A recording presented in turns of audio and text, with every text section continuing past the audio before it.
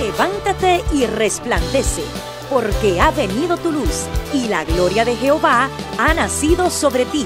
Porque he aquí que tinieblas cubrirán la tierra, y oscuridad las naciones. Mas sobre ti amanecerá Jehová, y sobre ti será vista su gloria. He aquí, el Señor derrama sobre las naciones su espíritu.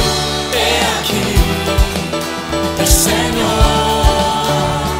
derrama sobre las naciones su espíritu, su gloria, su gloria. Ministerio El Amanecer de la Esperanza presenta su programa Voz de Restauración con el pastor Juan Radamés Fernández. Escucha atentamente la palabra que proviene del mismo corazón del Padre para consolar tu vida.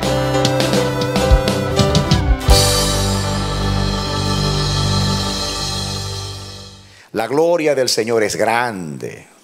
La gloria de Dios llena los cielos y la tierra está llena de sus beneficios. Pero ha llegado a nuestra vida, a tu vida y a mi vida, la gloria del Señor para iluminarnos, para mostrarnos el camino de salvación. Eres muy bienvenido, bienvenida a nuestra programación Voz de Restauración. Nuestra oración es que el Dios del cielo pueda mostrar su generosidad, su poder en tu vida, sobre todo edificación a través de la palabra que a continuación va a ser expuesta. Dios te bendiga y te invitamos a que continuamente tú estés en sintonía con esta programación Voz de Restauración. A continuación, juntos estudiemos la poderosa palabra de Dios. Amén. Bien, mis amados, vamos a la palabra Proverbios, capítulo 20, versículo 24. Proverbios 20, 24 dice lo siguiente: de Jehová son los pasos del hombre. ¿Cómo pues entenderá el hombre su camino? Amén. El Dios del cielo, que nos llamó a su gloria eterna en Jesucristo, el generoso, el bueno, el fiel, quiere completar su obra en nuestras vidas. De que comenzó la obra, la quiere terminar. Nosotros hemos sido salvados del pecado en un proceso de Dios. Primeramente, a través de la obra redentora de Cristo, el Señor nos libró de la condenación del pecado por medio de la justificación por la fe que es en Cristo Jesús. Después que nos libró de la condenación, envió el Espíritu Santo para guiarnos a toda verdad, pero sobre todo para santificar nuestras vidas, para librarnos del poder del pecado, para que no reine pues el pecado en nuestro cuerpo mortal, como dice el apóstol en Romanos capítulo 6. Y esperamos el día de la venida del Señor para que a través de la glorificación el Señor nos libre de la presencia del pecado y desarraigue el pecado de raíz para que no haya ninguna relación con el pecado. Ese es el proceso de Dios. Él nos libra en la justificación, nos libra de la condenación del pecado, en la santificación por el Espíritu, obra presente que hace el Espíritu Santo, nos santifica y nos libra del poder del pecado, y es la esperanza segura que cuando Cristo venga en un abrir y cerrar de ojos a la final trompeta, esto corruptible será vestido de incorrupción y esto mortal de inmortalidad. El Dios del cielo no solamente nos quiere librar del pecado, quiere cumplir un propósito con nosotros en la tierra. Amén.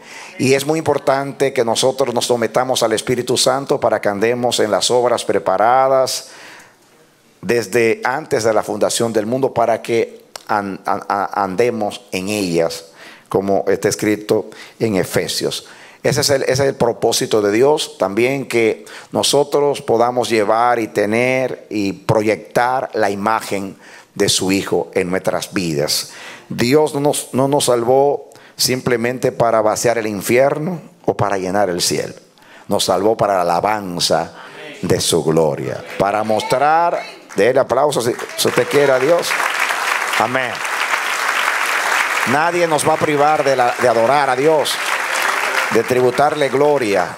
Amén. Es muy importante entender eso, porque si no pasamos los años viniendo a reunirnos al lugar de adoración, participar de las actividades y ministerios de la iglesia, y caminamos con Dios sin entender a Dios. Eso es muy triste.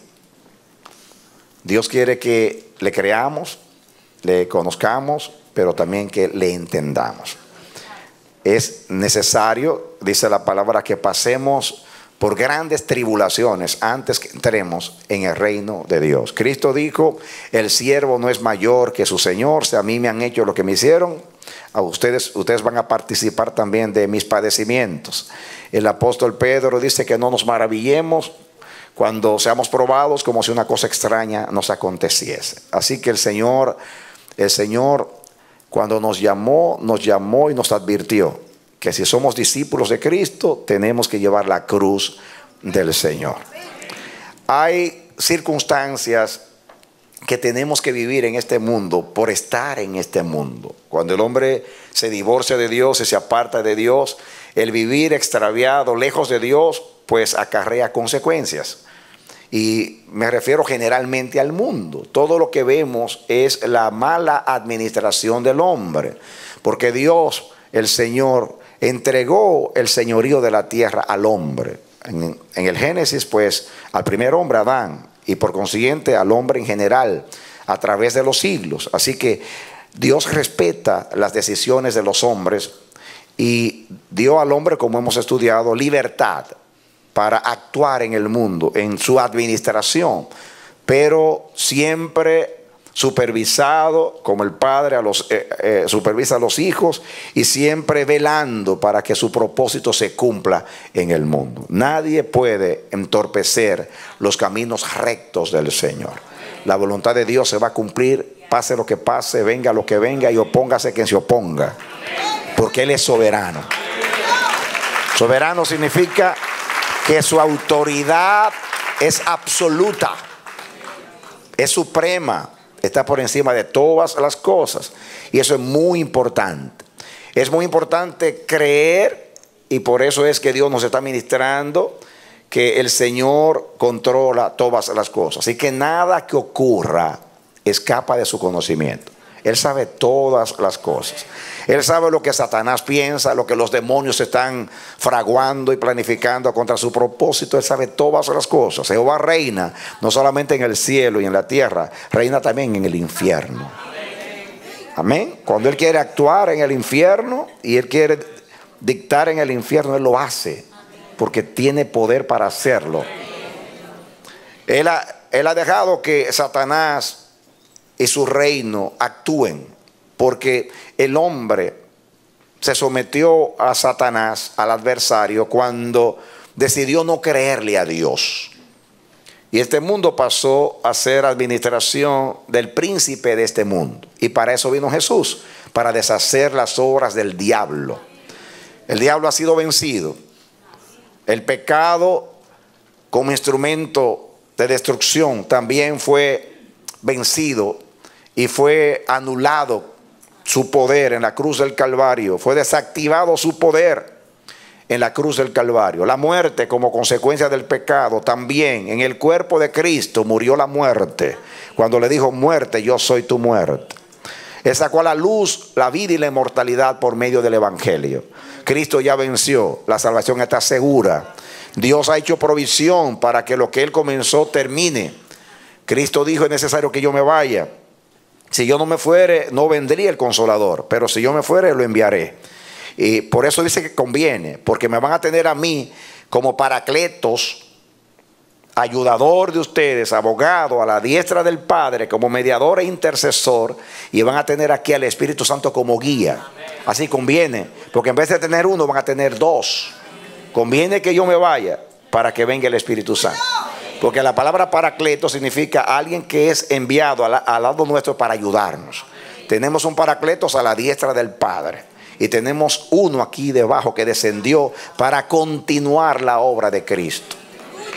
Amén. No estamos solos. Todo el cielo está a nuestro favor. Eso enseña el Evangelio. Y los ángeles de Dios dicen que son ministros que sirven a los herederos de la salvación. Estamos rodeados de ángeles. Si el Señor abriera nuestros ojos, como pidió Eliseo, que lo hiciese con su siervo cuando temía y se intimidaba, cuando vio aquel ejército tan grande que venía a buscar a Eliseo. Y Eliseo oró: Señor, abre los ojos. Yo también oro para que Dios abra nuestros ojos, para que vea que más son los que están con nosotros que los que están en contra. Amén. Son más los ángeles. Amén. Hay una diferencia entre la actividad de los ángeles y la actividad de los demonios. Los demonios publican lo que hacen. Los ángeles actúan como Dios, silenciosamente, pero efectivamente. Amén. Gloria a Dios.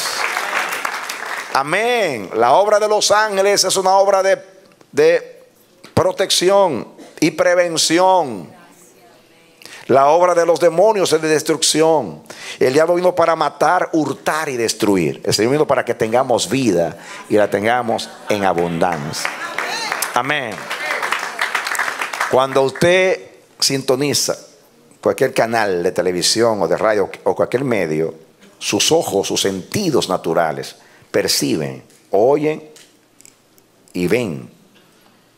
Porque usted está en esta dimensión. Y el mundo entero, en lo natural, pues se percata de lo que ocurre y mira a través de la televisión, del internet, de la radio, etcétera. Escuchan y ven lo que está sucediendo y lo que se publica. Pero pocos relativamente tienen ojos, oídos y corazón para ver, oír y entender el mundo espiritual. Solamente nosotros percibimos el mundo espiritual. Amén. Así que si vamos a hablar relativamente, somos pocos en el mundo los que podemos ver a Dios. Pocos. El mundo entero sirve al maligno y el mundo entero constantemente es guiado por la propaganda demoníaca y arrastrado por la filosofía que reina en el mundo. Quiere decir que hay más ojos viendo lo que el diablo hace y más oídos escuchando lo que dice en este mundo. Por eso, aparentemente, el diablo hace más que Dios, pero no es así. La iglesia en relación con el mundo es pequeña, pero nosotros podemos ver que Dios actúa constantemente. Constantemente. Y eso es justamente lo que Dios quiere alcanzar con estos mensajes. Que seamos varones y varonas con los ojos abiertos. Nos afecta mucho lo que pasa en el mundo. Mucho nos afecta. ¿Por qué? Porque como Job somos justos, que esperamos la redención de Dios en la venida del Señor. Sabemos que este mundo tiene un día trazado en el plan de Dios para terminar.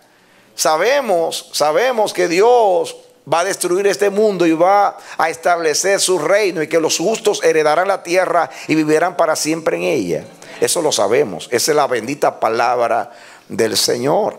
Y Dios quiere que no nos dejemos afectar por lo que el diablo hace, por lo que el mundo practica. Porque aunque no somos del mundo, vivimos en el mundo y somos todavía carne y sangre. Todavía militamos en este cuerpo y pertenecemos a Adán en lo natural. Así que no somos ajenos a lo que sucede en el mundo. Nosotros estamos expuestos constantemente. Y naturalmente, como tenemos lo mismo, participamos de lo mismo que el resto del mundo, de que tenemos ojos, oídos, pues somos afectados por lo que ocurre. El mundo ve como natural lo que sucede y son arrastrados por las corrientes de este mundo.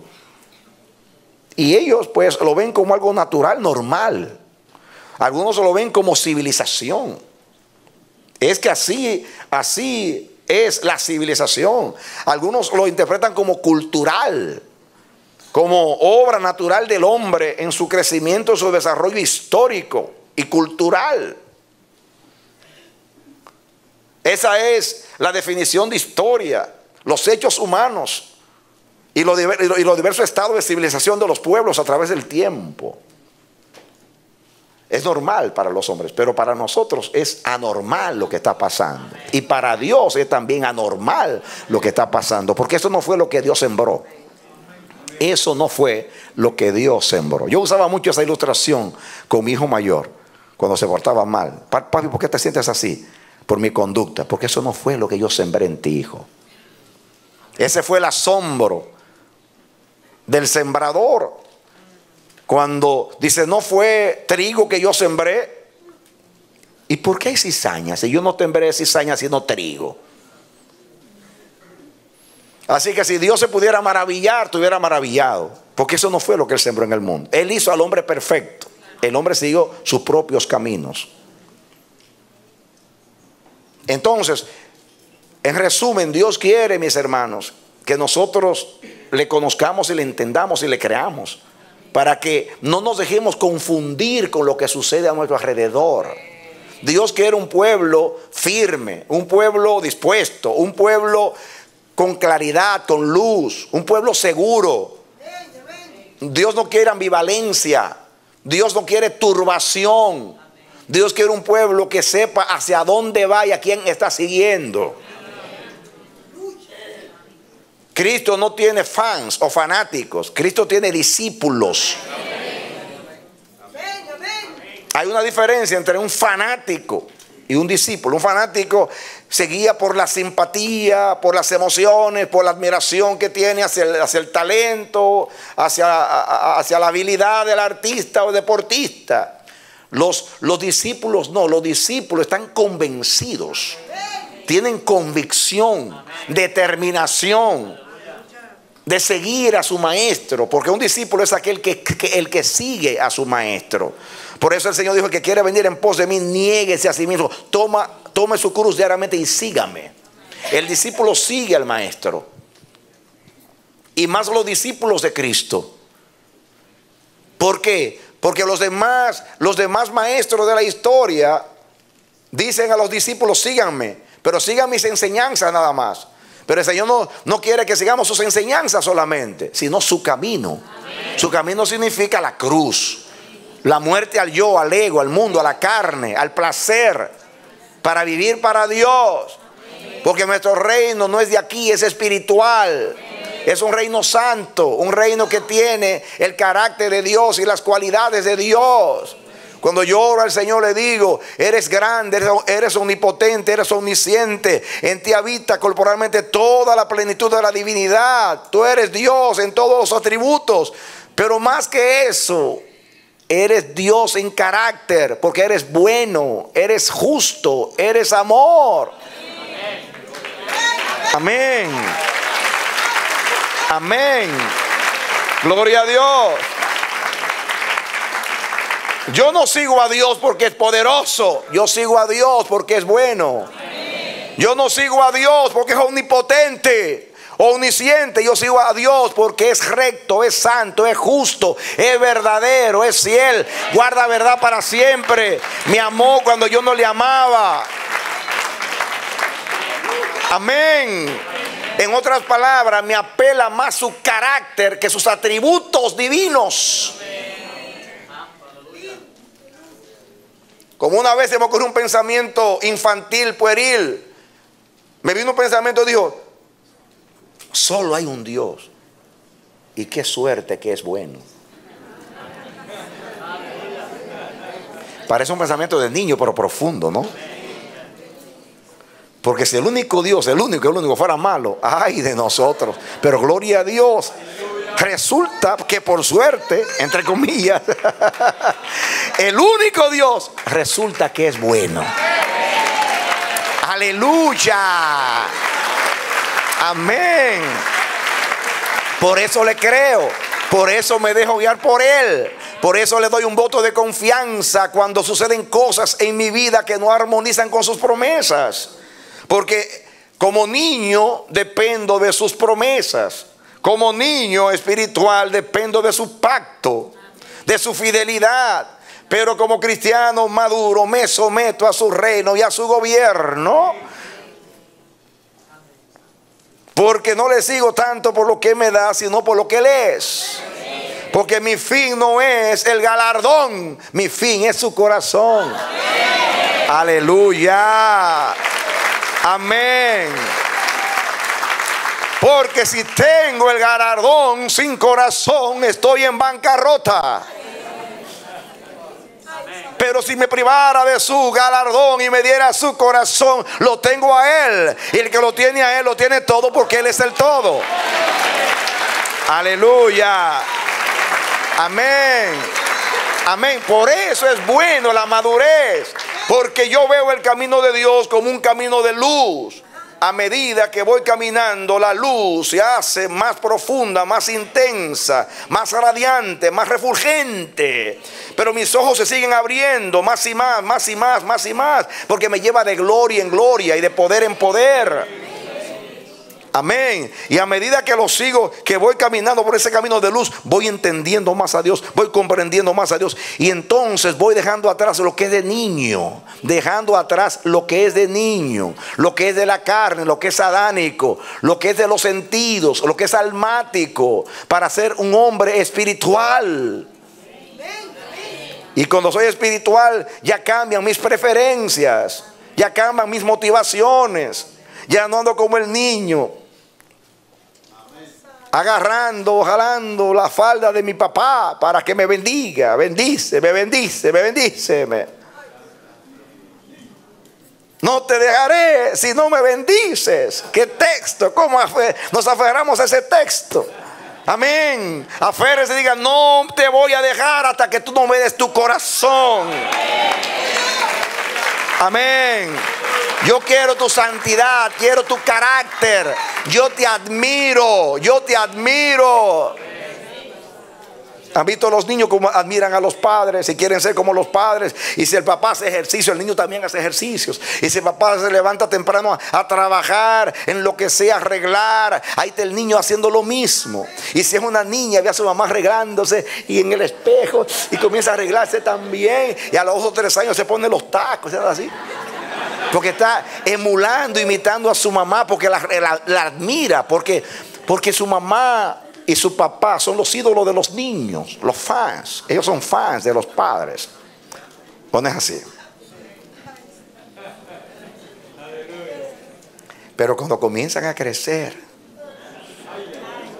ya comienzan a refutarte.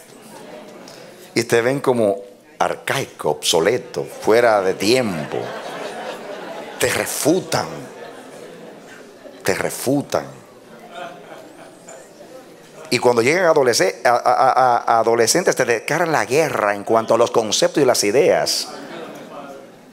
Se están formando. Los gusanos se convierten en mariposas y comienzan a volar. Y ya tú no eres el héroe para ellos. Ya no te quieren imitar. Ya no se ponen la misma ropa tuya, ni se peinan de la misma manera. Ya es todo lo contrario a lo que tú eres. ¿O no es así? ¿O sí?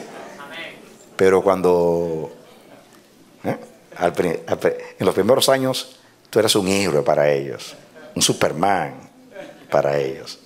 Después, cuando llegas a la adolescencia, tú estás absolutamente equivocado, errado. No quieren en nada ser como tú. Pero se casan, crecen, y ya a los 30, 35 dicen: óyeme, el viejo no estaba tan equivocado. Y a los 40 dicen: wow, qué sabiduría mi papá. Y a los 50, oh, cuánto anhelo ser como él. ¿Qué pasó? Maduraron. Maduraron. Amén. Se lo digo espiritualmente. Espiritualmente. Cuando usted está en el primer amor, usted se convierte al Señor, usted ama la oración, ama la adoración. Pero si usted no sigue creciendo en el espíritu, se vuelve carnal.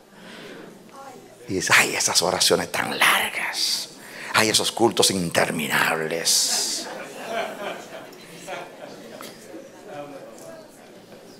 Yo mejor llego cuando falta 1 hora ya, que yo no puedo, yo no resisto tanto. Aún así. Pero cuando usted va madurando con la palabra y la oración, usted dice, ay, ya se fue el tiempo. Dios mío, ¿cómo se fueron 3 horas y media? Ni cuenta me di. Y si hay una manifestación, de aquí no salgo yo. Es que me están esperando, no me importa que me esperen. Hay preferencia por Dios. Amén. Amén. Y ya usted no se traga la píldora del engaño. Es que los expertos dicen que a los 45 minutos ya uno no capta nada. Eso lo inventó un religioso bien carnal. Porque cuando hay avivamientos de Dios, pasan las horas y las horas. Aquí una vez un jubileo que duró 12 horas. Comenzamos a las 9 de la mañana y terminamos a las 9 de la noche. Hubo tiempo aquí, al principio de nuestro ministerio, que el domingo en la mañana había un culto en la mañana y otro a las 6 de la tarde, 7. Y se juntaban los dos cultos. Los hermanos que venían a las 6, comenzaba a las 10 el culto, a las 9 a las 10, estaban allá afuera esperando que a las 6 se terminara el culto. Y nadie, todo el mundo llorando en el piso. Cuando hay hambre de Dios, no se puede comparar el hambre espiritual con la natural. Porque la natural, usted come y se sacia. La otra nunca se sacia. La espiritual nunca se sacia. Entre más usted ingiere de Dios, más usted quiere de Dios. Entonces, todo padre quiere que sus hijos maduren. Y si hay un mensaje que hace madurar, es este: de Jehová son los pasos del hombre. Y eso que Dios quiere llevarnos a la madurez. A la madurez. Es muy triste para un maestro cuando ve a un estudiante que le dedicó tanto tiempo y el estudiante está atrasado, retrasado, no entiende, no capta. Es muy triste. Porque como el maestro, como el pastor que quiere llevar a su rebaño simultáneamente a todos, juntos, unidos hacia los pastizales y los abrevaderos. Y el maestro quiere que todos los alumnos también entiendan de la misma manera, al mismo tiempo, para que así él pueda seguir avanzando y poder darle académicamente todo el plan, todo el programa educativo. ¿O no es así? Eso pasa con Dios también. El Señor mandó a Jesús en el pasado, al Espíritu Santo en el presente y a Cristo en el futuro, para hacer una obra pasada que ya terminó, una presente que tiene que terminar y una futura que está pendiente. Entonces Dios necesita que nos sometamos a Él, que le creamos, le conozcamos y le entendamos para Él poder terminar la obra en nosotros. Dios no quiere que se perpetúe la niñez en nuestras vidas, sino que nosotros lleguemos a ser hombres y maduros, perfectos en Cristo Jesús. Ese es el deseo.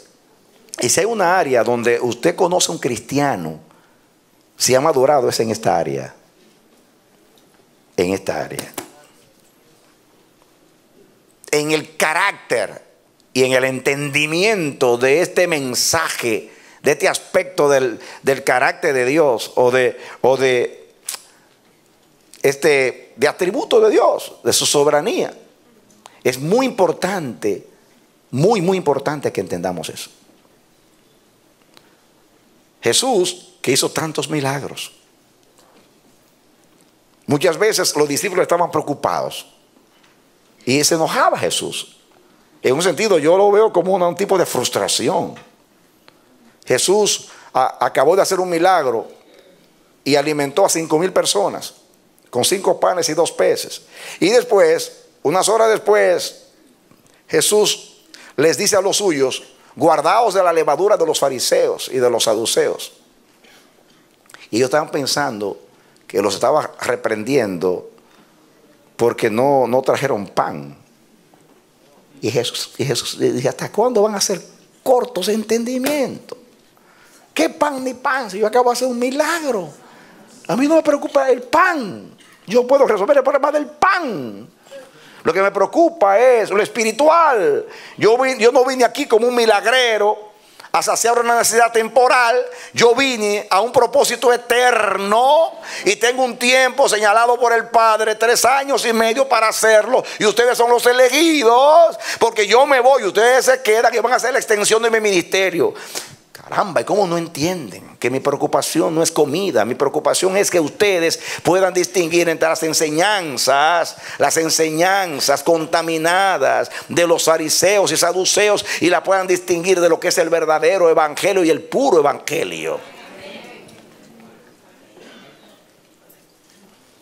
Cuando caminaba sobre las aguas y Pedro dice: Señor, si eres tú, permite que yo también camine por las aguas como tú. Y Pedro comenzó y el milagro se estaba realizando. Y Jesús estaba cumpliendo ahí lo que dijo: ustedes harán cosas mayores. Si ustedes creen, todo es posible. Pero Pedro se puso a mirar la tormenta y se comenzó a hundir. Y dijo: Señor, sálvame. Y el Señor se enojó: hombre de poca fe, ¿por qué dudaste? En otras palabras, me dañaste el milagro por tu incredulidad. Cuando se monta en la barca y la barca comienza a ser sacudida por los vientos y los discípulos temen por sus vidas, tiran al mar los enseres y reclaman a Jesús: Maestro, despierta, no ves que perecemos, no ves que perecemos. Y Jesús se levanta tranquilo y dice: hombre de poca fe, ¿por qué dudan? ¿Dónde está vuestra fe? ¿Dónde la metieron? Yo les di fe para estos momentos, para cuando sea necesario. Aumenta nuestra fe. Ustedes no necesitan aumento de fe, sino usar el granito de mostaza que tienen.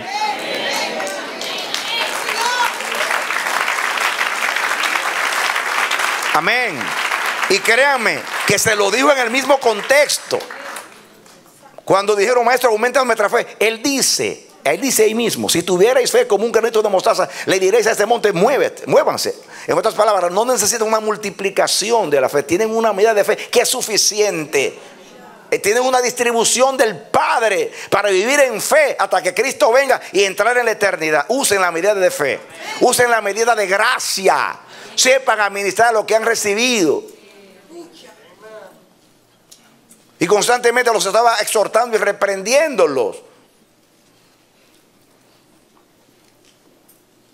No, los dos caminos en Maús, que iban allí turbados, tristes, abatidos. Y el Señor dice: ¿qué le está sucediendo a ustedes? Porque esa tristeza, esa depresión, porque están así vuestros rostros. Y ellos dicen: ¿eres tú el único extranjero que no sabes lo que sucedió aquí? ¿Qué sucedió? Jesús Nazareno, varón, profeta de Dios, que estuvo entre nosotros haciendo milagros y maravillas, y lo mataron, y este es el 3er día que está muerto, aunque algunas mujeres por ahí dicen que vive, que lo vieron resucitar, y siguen tristes. Y Él comienza y les abre las escrituras, y va con ellos, y dice: oh insensatos de corazón y tardos para entender.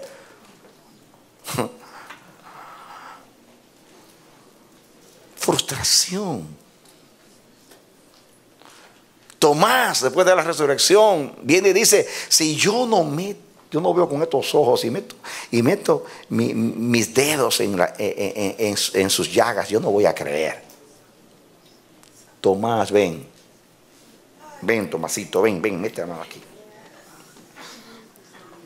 Yo diseñé que tú seas un creyente y no un incrédulo. ¿No es triste? Jesús se frustró. Tanto tiempo aprendiendo y nunca llegamos al conocimiento de la verdad. Y tenemos tiempo para ser maestros y tenemos necesidad que seamos enseñados los primeros rudimentos. ¿Saben por qué? Perdónenme que se lo diga, no es una ofensa, pero nos sentamos ahí como sacos de papas, como decía un maestro mío en la universidad. Y nos pasa como aquellos que han entrado a la universidad, pero la universidad no ha entrado a ellos. Salieron de Egipto, pero Egipto no ha salido de ellos. Entraron a Canaán y en vez de sacar a los cananeos entraron a ellos. Y los judíos se volvieron cananeos. Dios iba a sacar a los cananeos para que no los influenciase. Para que no fuesen influenciados por los cananeos. Y se hicieron cananeos. Ese es el ser humano. Pero eso no es lo que Dios quiere contigo ni conmigo. Yo prefiero que Dios ofenda mi carne con la verdad. Que me niegue la verdad para que yo llegue a ser maduro.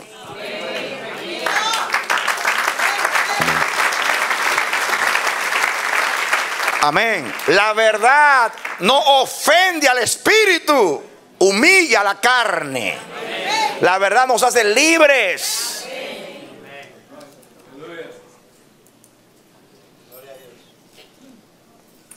Y eso Dios quiere que entendamos, hermanos. Entendamos. Y yo le estoy hablando a ustedes, pero yo necesito este mensaje. Porque una cosa es estar aquí llenos del Espíritu Santo, cantando al Señor, expuestos a un ambiente de gloria. Y otra cosa es cuando yo salgo de acá y viene un accidente, o viene una tragedia, o viene una situación complicada y difícil, y yo tengo que echar mano de lo que estoy aprendiendo por semanas y años, de que Dios tiene control, que no es el diablo, no son las circunstancias, y que aún mis mismos errores Dios lo puede convertir en grandes victorias si me sé humillar, si sé reconocer.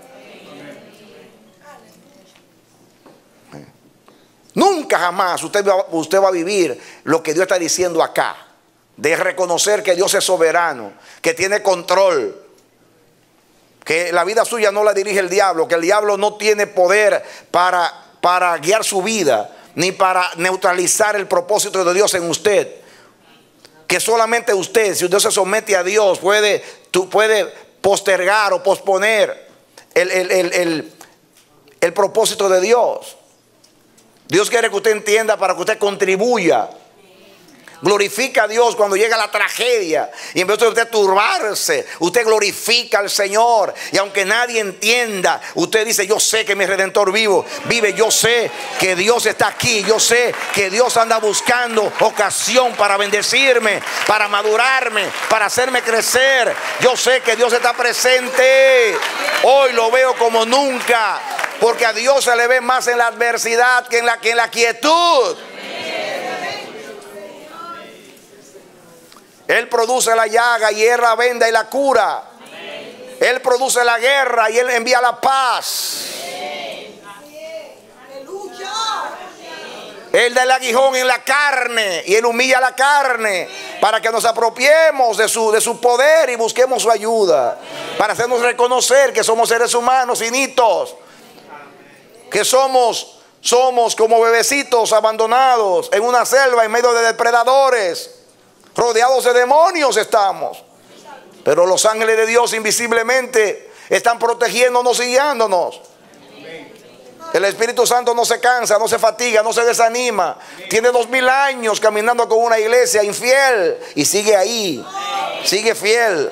Y un día vive Jehová, porque me lo ha revelado, que cuando Cristo venga en las nubes del cielo y seamos arrebatados a recibir al Señor en el aire, el primero que va a ascender es el Espíritu Santo. Y le va a decir: ninguno de los que me diste se perdió. Cabezones, difíciles, complicados, desobedientes, pero con la paciencia divina, aquí están todos. Aleluya. Amén. Y así como Cristo, así como el Señor Jesús terminó su ministerio diciendo: ninguno de los que me diste se perdió, así lo dirá el Espíritu Santo. Porque así termina el Apocalipsis: ninguno de los que estaban escritos en el libro de la vida se perdió. Todos entraron a la santa ciudad, dice la Biblia. Porque Dios es fiel. Porque Dios no se cansa, Dios no se fatiga, Dios no se arrepiente, Dios no se retracta. Dios, si decidió algo, lo lleva a cabo. No importa los obstáculos no lo paralizan a Él. tampoco lo neutralizan. Él es Dios. Él es Dios. Del otro aplauso. Amén. Bendito Dios. Estamos estudiando el Salmo 33. Pase al Salmo 33. Y seguimos abundando. Salmo 33. ¿Por qué el Espíritu se detiene a exhortarnos? Porque, mis hermanos, no hacemos nada con recibir hermosas revelaciones de la palabra si no las aplicamos. No es hoy que tú necesitas esta verdad, es cuando tú salgas de aquí, lunes, martes, miércoles, etcétera, todos son los días. Dios nos va a probar. Él ha profetizado que este año es un año de la triple gracia, gracia sobre gracia, gracia a la divina potencia, la gracia del Padre, del Hijo y del Espíritu Santo. Pero vamos a ser probados. Ya vemos algunos líderes que han contraído enfermedades. Van a haber adversidades para Dios hacernos practicar esto. Lo hemos practicado en estos días. Cuando viene un tropiezo, una adversidad, un problema, decir, esto Dios tiene el control. Yo le voy a alabar. Él tiene el control. Y el miedo se va a apoderar de usted, y la ansiedad. Ay, me van a operar. Ay, si me quedo en la operación. Ay, si falla la anestesia. Ese es el temor humano. Pero la anestesia puede fallar, el médico se puede equivocar, pero que está conmigo, jamás. Amén. Gloria a Dios. Y si este es el día de mi partida, me voy contento, porque no quiero pasar un día más sin la voluntad de Dios en este mundo. En vez de decir extiende mis días, extiende tu gracia en mi vida. El Salmo 33 dice lo siguiente. Versículo 10. Jehová hace nulo el consejo de las naciones y frustra las maquinaciones de los pueblos. El consejo de Jehová permanecerá para siempre, los pensamientos de su corazón por todas las generaciones. Oran ustedes, los pensamientos de su corazón por todas las generaciones. Bienaventurada la nación cuyo Dios es Jehová. ¿Saben por qué? Dice bienaventurada la nación cuyo Dios es Jehová. Apliquen, porque su consejo permanece. Porque ningún consejo de los impíos va a prevalecer por encima del consejo de Dios. Porque los pensamientos de su corazón todos se cumplen. Por eso el que confía en Él no será avergonzado, ni chasqueado, ni frustrado. Somos bienaventurados porque los pensamientos del que nos guía nunca son frustrados. Nadie puede cambiar los pensamientos de Dios. Esta nación proclamó su sentencia cuando la máxima autoridad judicial se fue en contra del principio de Dios, el principio del matrimonio. Hubo fiestas por donde quiera y celebraron. Pero Dios llora diciendo, ay, Estados Unidos, cuánto te he amado. Y qué triste que tenga que derramar mis juicios sobre ti sin querer hacerlo. Pero miren ustedes, usted dirá, el diablo se metió allá en la Corte Suprema. Sí, fue el diablo, pero con permiso de Dios. Aunque no lo crea, con permiso de Dios. Yo, como hijo de Dios, como siervo de Dios, como sal de la tierra, me siento indignado, frustrado, triste por esta nación y por lo que viene. Y la iglesia fiel también. Pero Jehová está en el control. Si Jehová lo permitió, ¿por qué no lo permitió antes? Porque antes no era el tiempo. ¿Por qué ahora?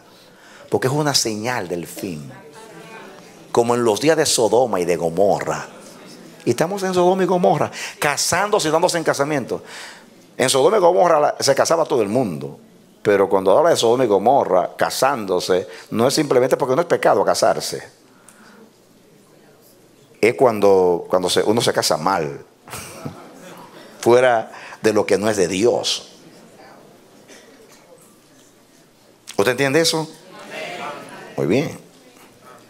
Esta palabra, mis hermanos, que usa ahí el Salmo, esa palabra frustrar, porque Dios, pero antes la palabra anular. Jehová hace nulo el consejo de las naciones. Esa palabra anular es la palabra hebrea pur, que significa triturar, quebrantar, quitar. La palabra purín viene de esa palabra pur y significa suerte. También la palabra purá, que significa lagar, que significa triturado como dice, como triturando las uvas, viene de esta palabra. Yo quiero analizar algo con ustedes con respecto a esto, porque esta palabra anular es más que anular, es triturar. Es triturar. ¿Saben ustedes lo que era el lagar? El lagar era aquella prensa, aquel recipiente donde se pisaban las uvas para sacar el mosto o el vino. Cuando era el tiempo de la cosecha de las uvas, se tomaban las uvas, se acumulaban en unas prensas, unos recipientes, y entonces cantando el cántico del lagar, porque había cosecha, en caso de Israel había fiesta. La cosecha estaba relacionada con fiesta. Entonces, machacando triturando las uvas, cantaban con alegría. Y esa figura, que es un símbolo de gozo en Israel, porque si hay fiesta en los lagares, es porque Jehová bendijo, y hubo lluvia temprana y tardía a su tiempo, y hubo cosecha. Pero eso es un lado de la figura. El otro lado es que la Biblia usa la figura del lagar para hablarnos a nosotros del juicio de Dios. Así, en otras palabras, de la misma manera como se trituraba y se machacaba el producto de la vid en el lagar, así Dios holla y pisa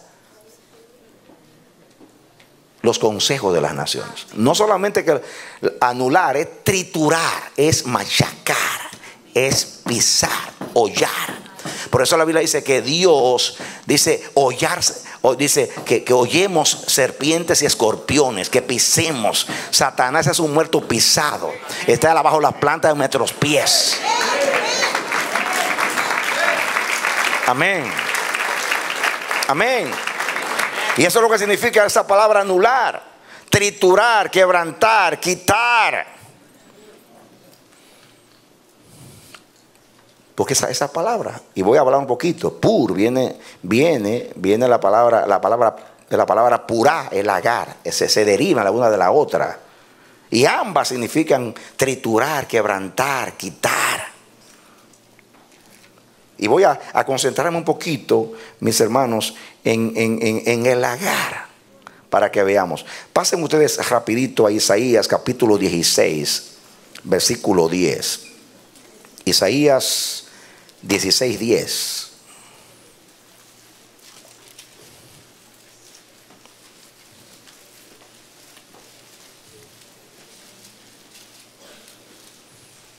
Miren aquí para que entendamos. Quitado es el lloro y la alegría del campo fértil. Isaías 16, 10. Quitado es el gozo y la alegría del campo fértil. En las viñas no cantarán, ni se regocijarán. No pisará vino. En los lagares el pisador. He hecho cesar el grito del lagadero. En otras palabras, ahí está la figura, cuando había gozo, era porque había cosecha, había abundancia, había bendición de Dios. Cuando había juicios, significa que el cielo se cerraba, lo contrario. Entonces, como no había lluvia, no había cosecha, no había fiesta en los lagares. Pero también Dios usa la figura del vino para hablar de la copa de la ira de Dios. Vamos a seguir viendo para que vean algo acá. Isaías capítulo 63. Ya que estamos ahí. Isaías 63.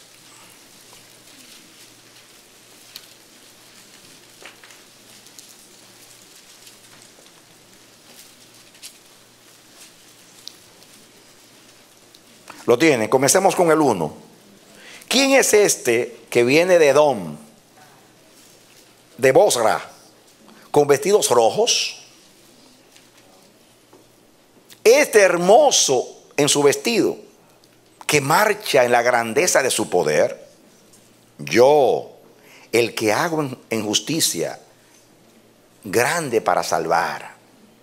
¿Por qué es rojo su vestido?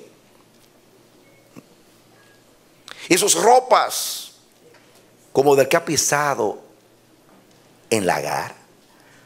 ¿Saben por qué? ¿Quién es este que viene de Bosra con vestidos rojos? Y pregunta, ¿por qué son rojos sus vestidos? Porque pisó el lagar. En otras palabras, el color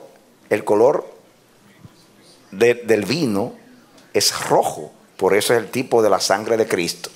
También es la señal, o sea, la tipología de lo que es el pacto. Entonces, ¿quién es este que viene? ¿Por qué son rojos los vestidos? Porque viene pisando el lagar. Y al pisar el lagar, naturalmente, si usted pisa el lagar con una vestidura blanca, por ejemplo, ¿qué le va a pasar a usted? El color del vino se adhiere a su vestido. Entonces, ¿por qué son rojos sus vestidos? Porque viene pisando el lagar. Ahora miren la aplicación. Dice el 2, ¿y por qué es rojo tu vestido? En singular. Y tus ropas como del que ha pisado en lagar. Y dice Dios, he pisado yo solo el lagar, y de los pueblos nadie había conmigo. Los pisé en mi ira y los hollé en mi furor, y su sangre salpicó mis vestidos y manché todas mis ropas. Esto es un lindo tipo de Jesús en la cruz, que con su ropa blanca, su justicia, fue a la ira de Dios y fue juzgado por nosotros. Y el que era justo fue tratado como un impío, o el que era limpio fue ensuciado con nuestros pecados. No ensuciado, escuchen, ensuciado como sustituto, como representante, porque así lo vio Dios, ¿no? Como representante. Pero Cristo fue solo al lagar, fue solo a la cruz. Y su vestido blanco se manchó con la sangre, la muerte, la condenación, el juicio, la ira, porque ese es lo que significa la cruz. Pero la aplicación aquí en el contexto, dice el versículo 4, porque el día de la venganza está en mi corazón, atención, y el año de mis redimidos ha llegado. O sea, en otras palabras, mis hermanos, simultáneamente que viene la venganza de Dios contra los impíos, que es lo que se ha propuesto en su corazón, el año de los redimidos también ha llegado, simultáneamente. Amén. En el momento que viene la venganza de Jehová, viene la redención de nosotros. Amén. Amén. Yo no amo el juicio de los impíos, yo amo la redención de los justos. Pero Dios ha determinado que ocurran simultáneamente. Como la cruz. La cruz fue salvación para los elegidos de Dios, pero fue perdición para los que rechazaron el don de la gracia. Pero miren la figura del lagar, está relacionada con juicio. Porque el día de la venganza está en mi corazón y el año de mis redimidos ha llegado. Miré y no había quien ayudara y me maravillé que no hubiera quien sustentase, y me salvó mi brazo y me sostuvo mi ira. Y con ira hollé, mira la figura del lagar, con mi ira hollé los pueblos y los embriagué en mi furor y derramaré en la tierra su sangre.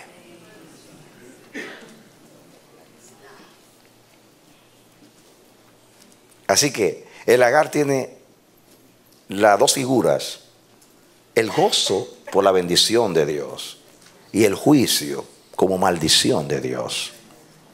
Ahora, veámoslo en el lenguaje del Nuevo Testamento. Vengan conmigo al Apocalipsis, en el capítulo 14.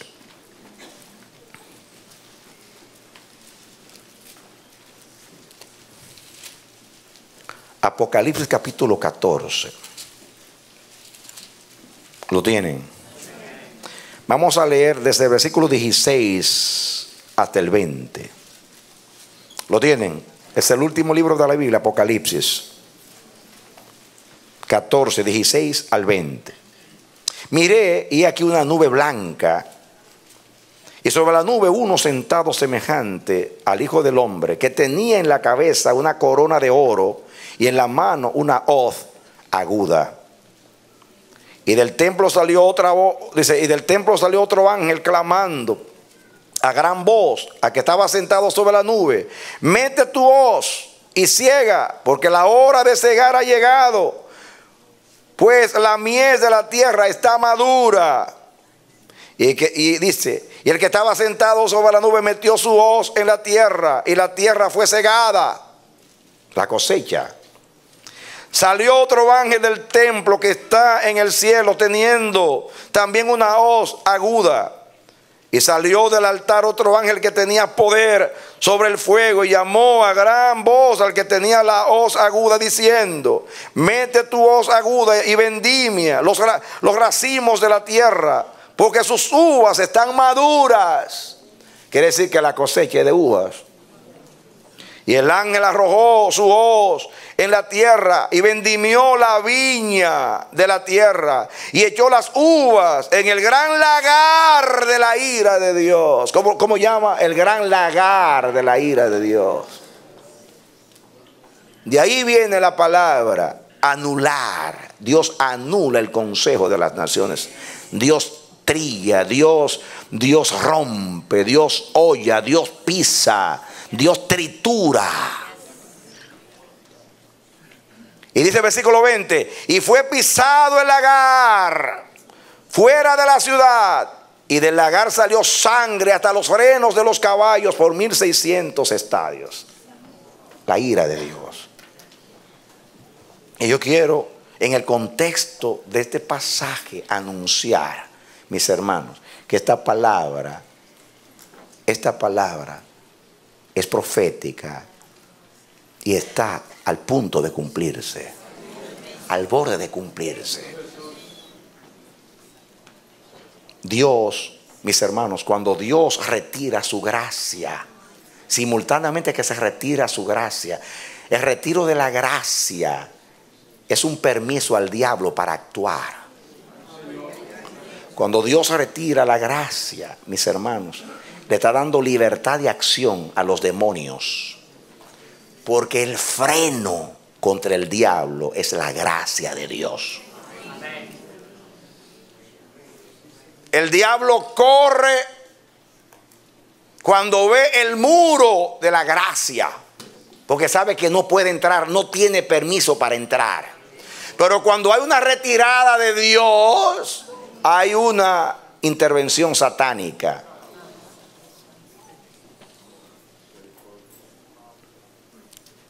Hay un castigo que viene directamente del cielo, y hay un castigo que es ausencia de Dios. Y cuando Dios se ausenta, los demonios actúan sin control.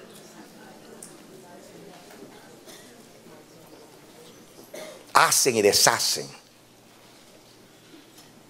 Si Dios, por ejemplo, retira la gracia de la paz, los hombres que se odian, que se temen los unos a los otros, le dan rienda suelta al odio, al rencor, al temor, al miedo, a la enemistad, a la desconfianza. Entonces viene guerra y viene de mucho derramamiento de sangre. Entonces viene la venganza de ellos mismos por causa de lo que le hizo el otro. Y actúan como que Dios no está presente. Esa es la desgracia de la guerra. Por un ejemplo, pero ¿de cuántas plagas habla el Apocalipsis? Un montón de plagas.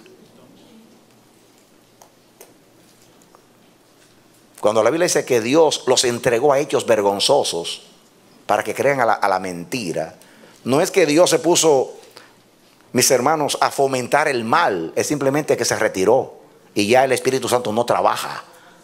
No está oponiéndose, no está neutralizando, no está preservando y guardando. Se echa a un lado. Y eso es lo que está pasando con el espíritu de Sodoma y de Gomorra hoy. Es simplemente un retiro de la gracia. Las aguas han visto que Dios le puso límite al mar y que las olas van y vienen, van y vienen, van y vienen. Pero cuando hay un tsunami, ¿qué hace? Se retira y después viene y la gracia se convierte en juicio o en desgracia. Y lo que antes era paz ahora es guerra, y lo que antes era conservación ahora es destrucción.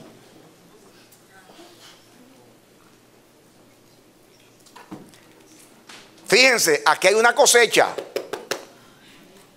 Una cosecha es positivo. ¿Quién no quiere cosechar? Aquí, si mal no interpreto, hay una cosecha de mies. ¿O no es así? ¿No habla al principio de que la mies estaba madura o no? Ahí hay una hoz para cosechar. ¿Cómo se cosecha la mies? Con una hoz. Pero aquí, fíjense ustedes, pero aquí, mis hermanos, una cosa es la cosecha para hacer fiesta en los lagares y otra cosa es la cosecha del juicio. Y aquí habla del juicio de Dios. Acuérdate que te estoy exponiendo el Salmo, aplicando el Salmo 33. Jehová anula el consejo de las naciones. ¿Y saben cómo lo anula? Pisándolo. Dios dice, dame el decreto aquí de la Corte Suprema de los Estados Unidos. Así. Yo soy Dios. Nadie sobre mí. Mi palabra se cumple. Mi palabra prevalece. No puedo ser vencido de lo malo. No hay autoridad que esté sobre mí. De mí no se ríe nadie. Cuando digan, no quiero que reine sobre nosotros, Jehová se reirá desde el cielo.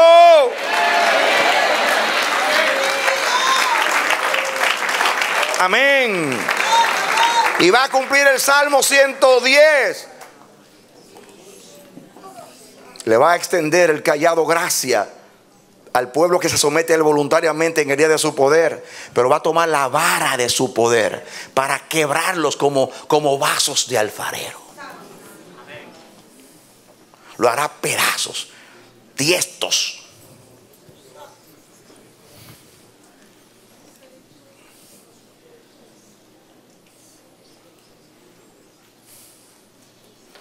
Y eso es lo que está sucediendo en las naciones. Visto las últimas décadas, hay una agenda. Hay una agenda. Hay una agenda. Que más allá. Esto es espiritual. Esto es espiritual. ¿Saben lo que salió en un periódico de Nueva York? Que el movimiento gays, de los gays, dice, ¿saben lo que dijo? Lo próximo en nuestra agenda, así, esta semana creo que salió.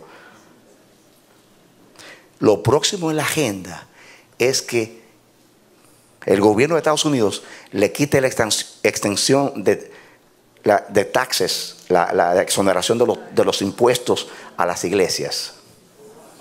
Eso es lo próximo. Quiere decir que no tiene nada que ver. La hostilidad es espiritual.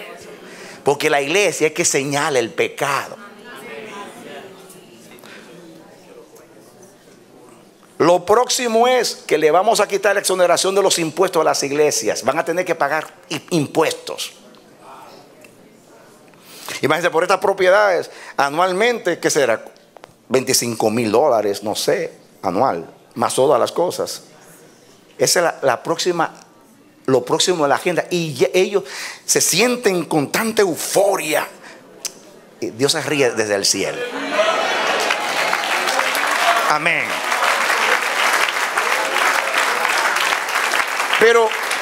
Pero escuchen, hermanos, ellos están en contra de nosotros. Nosotros no estamos en contra de ellos. Estamos en contra de su conducta, no en contra de ellos. Son seres humanos que Dios ama y nosotros debemos amar y respetar. Es su conducta, porque está en contra de la voluntad de Dios. En otras palabras, perdónenme, yo no estoy en contra de su conducta. Dios está en contra de su conducta. Yo estoy en contra de su conducta porque Dios está en contra de esa conducta. Y después de eso, vamos a suponer que logren que las iglesias tengan que pagar impuestos. Pues los pagamos. Pero hay algo que nadie nos puede quitar. Y es la verdad.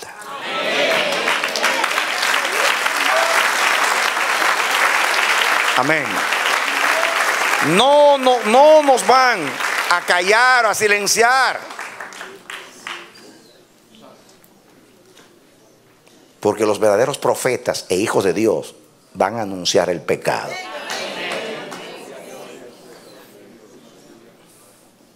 Y no me importa que le quieran cambiar el nombre. Le vamos a decir, eso es pecado delante de Dios.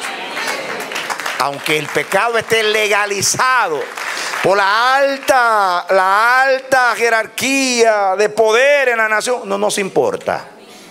Nos sometemos a todas las leyes de los hombres hasta que ésta viole la de Dios. Obedecer a Dios antes que a los hombres. Amén.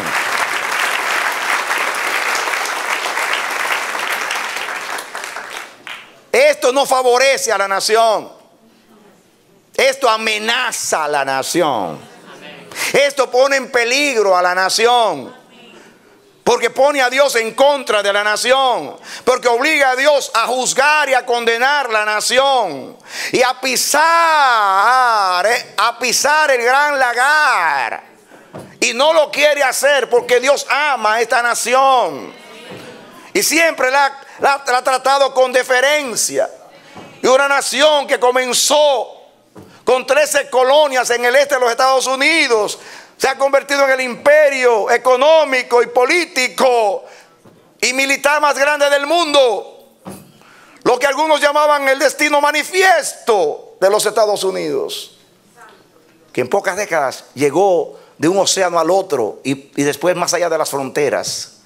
Y Dios ha engrandecido esta nación y la ha hecho cabeza de montes. Pero así como hizo con otras naciones, cuando se van en contra de Dios, ya van a ver. Porque en contra de Dios significa, mis hermanos, no solamente Dios está en contra, no solamente que viene el juicio de Dios, sino que el hogar, la familia, lo que ha preservado a la sociedad está en peligro. No saben las consecuencias de sus hechos porque tienen un velo en los ojos y no entienden. Mejor lo hubiera sido seguir dentro del closet y no salir del closet. Perdónenme, hermano, no lo estoy haciendo ni con burlas ni con ningún mal espíritu. Lo estoy diciendo por las consecuencias de provocar a Dios. A eso me refiero. No estoy publicando odio contra nadie. Estoy predicando la verdad de Dios, que es lo único que beneficia al hombre, es vivir a Dios.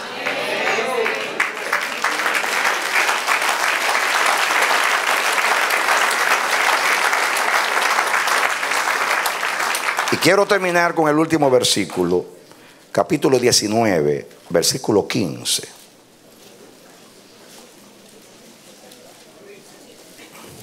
19:15 de Apocalipsis.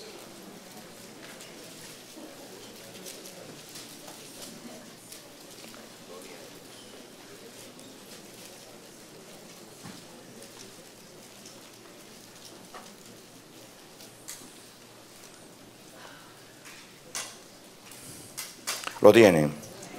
Miren lo que dice Apocalipsis 19:15. De su boca sale una espada aguda para herir con ella a las naciones. Y él las regirá con vara de hierro. Escuchen. Y él pisa el lagar del vino del furor, de la ira del Dios Todopoderoso. Y en su vestidura y en su muslo tiene escrito este nombre: Rey de Reyes y Señor de Señores.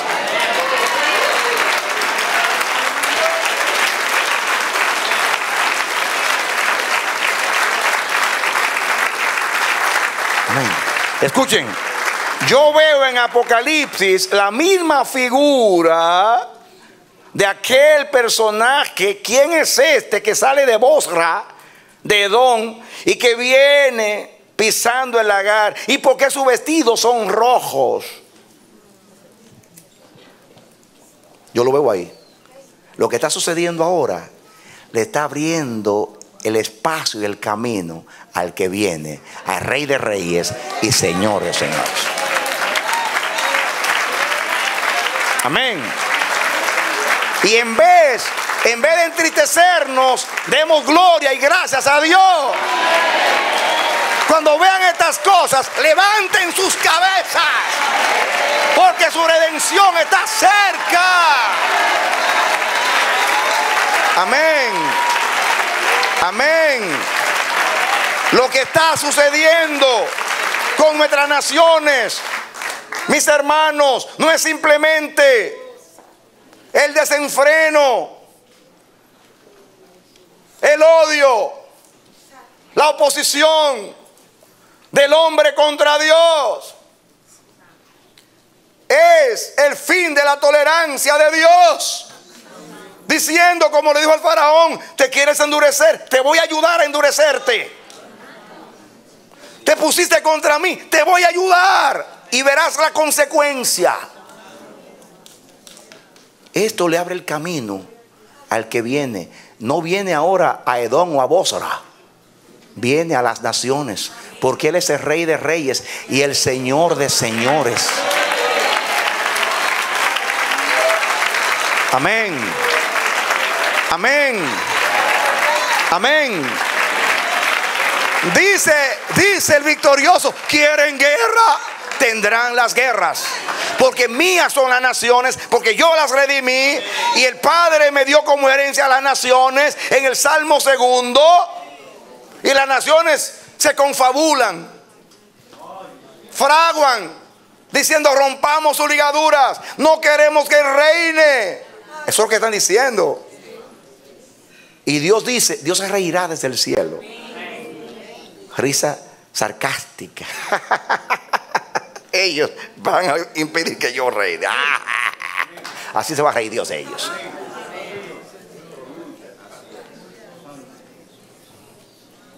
Yo voy a leer esto otra vez. No se olviden por dónde pasamos. Salmo 33. Él anula el consejo de las naciones. Esa palabra anular significa triturar, como se tritura las uvas en el lagar. Vimos el significado del lagar y la aplicación que Dios hace contra los enemigos suyos. Y miren otra vez. Atención. Aleluya. Escuchen esto. Miren qué cosa preciosa. No, es que yo tengo que comenzar a leer antes. No puedo terminar. Hay que comenzar desde el 11 para que entendamos. Entonces vi el cielo abierto, y aquí un caballo blanco. Y el que lo montaba se llamaba el fiel y el verdadero. Y con justicia juzga y pelea. Aquí viene a juzgar. ¿Qué dice la palabra ahí? Y con justicia juzga y pelea. Viene a juzgar y a pelear. Diga conmigo: viene a juzgar y a pelear. Amén. Sus ojos eran como llama de fuego. Ay, los impíos, ¿cómo van a resistir esos ojos? Y había en su cabeza muchas diademas, y tenía un nombre escrito que ninguno conocía sino él mismo. Estaba vestido de una ropa teñida en sangre, y su nombre es el Verbo de Dios. Yo quiero ahora que ustedes vean las dos figuras del lagar. En el lagar, cuando se pisaban las uvas, era fiesta por la cosecha. Eso se aplica a nosotros los creyentes. La sangre de Cristo nos limpia de todo pecado. Hay uvas, hay pacto. Vivamos la sangre de Cristo. Y Apocalipsis dice que la manera de identificar a los redimidos es que han sido lavados por la sangre de Jesús, salpicados por la sangre. Nosotros hemos pisado el lagar, pero para celebrar la cosecha de la salvación, el pacto de la sangre de Cristo, ahí viene Él. ¿Cómo viene? ¿Cómo viene ahí? Sí, pero ¿qué dice de la sangre? Ajá. Su ropa estaba como teñida. Eso habla de la cruz, del lagar de la cruz, donde Él fue triturado, molido fue por nuestros pecados. El castigo de nuestra paz fue sobre Él y por su llaga fuimos curados. Allí fue la propia sangre de Él, la uva de Dios, el manantial de la vida de Cristo, porque la sangre está en la vida. Ahora viene la otra parte de la figura. Está la cosecha de Dios, los redimidos. Y ahí la figura de la sangre de Cristo, vestido con su ropa teñida de sangre. Pero viene también con su ropa teñida de sangre porque va a pisar el lagar de la ira. Y dice el 14: y los ejércitos celestiales, vestidos de lino finísimo, blanco y limpio. ¿Qué pasa? Le seguían en caballos blancos. De su boca sale una espada aguda, diga juicio, para herir con ella a las naciones. ¡Ay! Y Él las regirá con vara de hierro. Salmo 110. Y Él pisa el lagar del vino, del furor y de la ira del Dios Todopoderoso. Y en su vestidura y en su muslo tiene escrito este nombre: Rey de Reyes y Señor de Señores. En otras palabras, viene a apropiarse de lo que es suyo, porque Dios se le entregó como herencia a las naciones. Y Él dice: vengo a reinar y ustedes se me están oponiendo. Los voy a pisar como se pisa el jugo, como se pisa la vid en el lagar. Así los voy a pisar.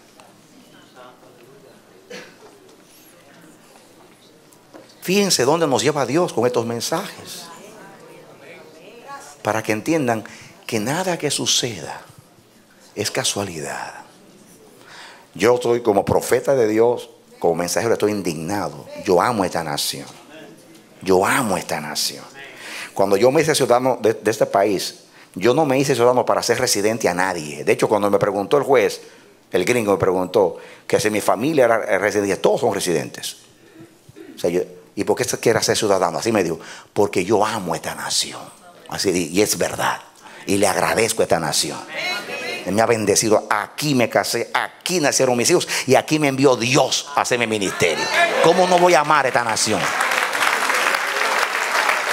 Oramos aquí 24 horas por el presidente de esta nación, que lo sepan. El que escuche este mensaje y se quiere perjuiciar, en esta iglesia se derrama lágrimas por Obama todos los días. Se le ama, se le respeta, se aplaude cuando hace algo bueno.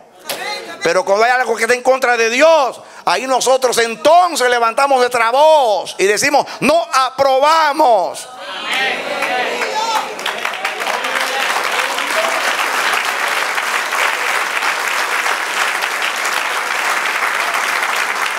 Que nunca nos tilden como los enemigos de esta nación. Somos los mejores amigos de esta nación, porque queremos el bienestar de esta nación, porque queremos a Dios favoreciendo a esta nación. Oramos para que Dios esté contento con la nación, y ellos están obrando para que Dios se enoje contra la nación. ¿Quiénes son los amigos o enemigos de esta nación? Aquellos que gimen y oran y claman día y noche para que Dios bendiga a la nación, la tolere, la perdone. O aquellos que provocan a Dios con leyes que atentan contra el hogar, la familia y la preservación de la sociedad y lo que hemos sembrado por milenios.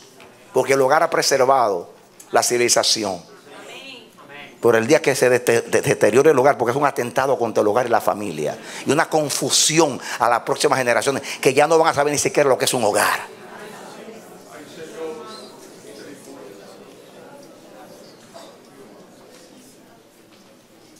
Hay que orar, pero hay que levantar la cabeza. Hay que entender que nuestra redención está cerca. Y que esta es la señal.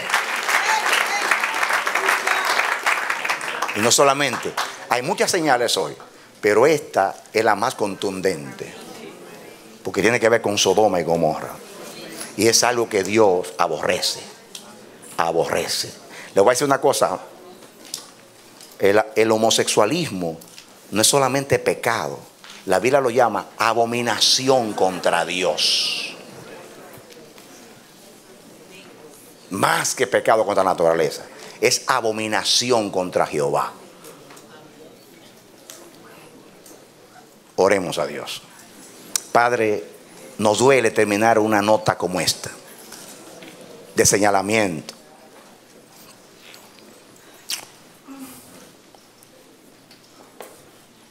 Pero no podemos, como mensajeros tuyos, ser indiferentes a la tragedia de esta nación y de las naciones. Hasta el día de hoy hemos sido corderitos, sumisos, orando por esta nación y las naciones, porque tú nos has enseñado a respetar a los que están en autoridad, a someternos a las leyes de los hombres. Y eso hemos hecho hasta el día de hoy. Pero también nos dijiste que eso es hasta que las leyes de los hombres contradigan y atenten contra tu santo consejo y tu palabra. Y tu palabra. Y es por eso, Señor, que sin yo proponérmelo, porque no estaba en mi mensaje llegar a esto, pero tú hiciste una vez más, oh Dios, a través de la predicación te has manifestado y has manifestado tu descontento para que tu pueblo entienda el momento profético e histórico que vivimos. Jehová Dios santísimo, Dios santísimo, no estamos hablando en este tono para crear un ambiente o para indisponer a nadie contra nadie. Tú conoces nuestros corazones y nuestras motivaciones. Lo que pasa es que estamos, Señor Dios mío, sumamente tristes, sumamente, Señor, afectados por el derrotero por el cual se conduce esta nación y las naciones. Y nos apena que esta nación te esté provocando y que las naciones también lo estén haciendo, porque tú hasta ahora has sido un Dios paciente y misericordioso y tú amas a los hombres. Por eso diste a Jesús para salvarlos. Pero los hombres han pasado el límite y están proclamando y estableciendo sus leyes en forma de consejos, Jehová Dios mío, para alterar el orden que tú estableciste, traer confusión y por consiguiente ira a la tierra. Jehová Dios santísimo, ahora no sabemos ni siquiera cómo orar, porque antes orábamos pidiendo perdón, pero ahora no sabemos si pedir perdón o pedir intervención. Por favor, guarda lo que es tuyo. Guarda lo que es tuyo. Jesús no oró por el mundo, Jesús oró por la iglesia. Guárdalos en tu nombre. Guárdalos en tu nombre. No te pido que los quites del mundo, sino que los guardes del mal. Guarda tu iglesia. Desde ahora en adelante vamos a orar más por la iglesia que por el mundo, porque la iglesia es la que puede hacer la diferencia. La iglesia es el instrumento poderoso de Dios para hacer lo que Dios quiere hacer. Levántate a favor de la iglesia. Levanta la iglesia. Toca trompeta de unidad. Llévate, Jehová, toda indiferencia. Que nuestra prioridad sea ser cristiano, no ser político. Que ese es el compromiso y la decisión individual. Nuestra prioridad debe ser cristianos. Pero no es esa nuestra prioridad hasta ahora. Nos vendemos por un empleo, nos vendemos por un beneficio, un plan médico, una residencia, cupones. Nos vendemos por tantas cosas. Jehová Dios Santísimo, abre nuestros ojos para no comprometer los principios eternos. Levanta tus hombres en este mundo. Hay un atentado, hay una guerra declarada. Jehová, y no se trata de guerra entre hombres. Esto es espiritual. Levántate en contra de aquel que está detrás de esos consejos. Glorifica tu nombre, Señor. Señor, termino rogándote que lo que tú aconsejaste a la iglesia se cumpla. Que cuando veamos esas cosas, en vez de entristecernos, levantemos nuestras cabezas, porque nuestra redención está cerca. Porque según Apocalipsis, estas son las cosas que van a dar lugar a que Jesús cabalgue en su caballo blanco y venga presidiendo el séquito celestial para recompensar a los justos y condenar a los impíos.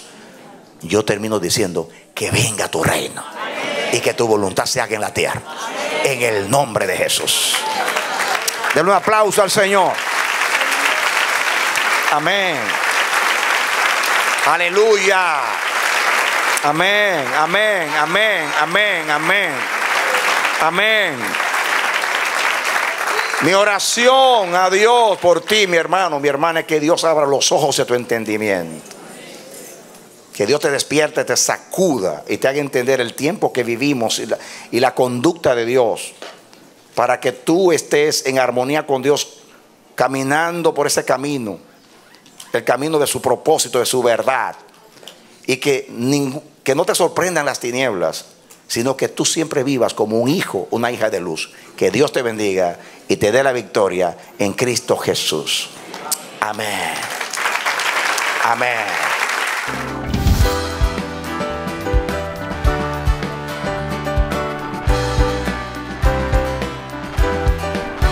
Este ha sido su programa Voz de Restauración. Si desea comunicarse con nosotros, escríbanos al P.O. Box 70, Bronx, New York 10473, o visita nuestra página web www.elamanecer.org. Nos despedimos hasta la próxima. Que Dios te bendiga.